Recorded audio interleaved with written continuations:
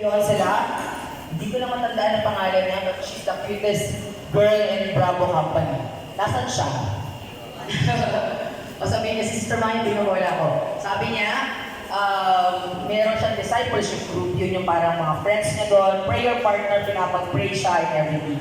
Okay, so we are to have friendship with fellow believers, Acts 2:44. Nag-limit sila. Ang early church, wala pa mga fancy churches before. Okay, sa Acts chapter 4, mababasa niyo yun.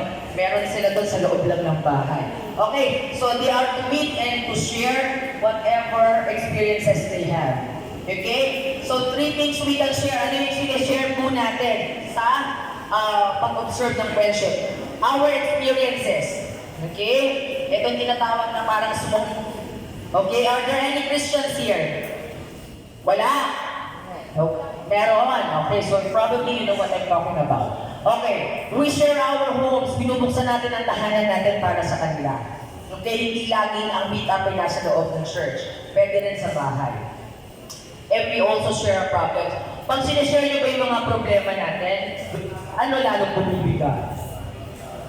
Gumagaan. Diba? So yung joy natin kung sinishare natin, nadodoble ba siya o nababawasan yung joy mo pag sinishare mo? Yung experience mo, yung kagalakan mo sa puso mo. Diba? Ang sarap na meron kang fellow believers who actually celebrate your wins in life. Diba?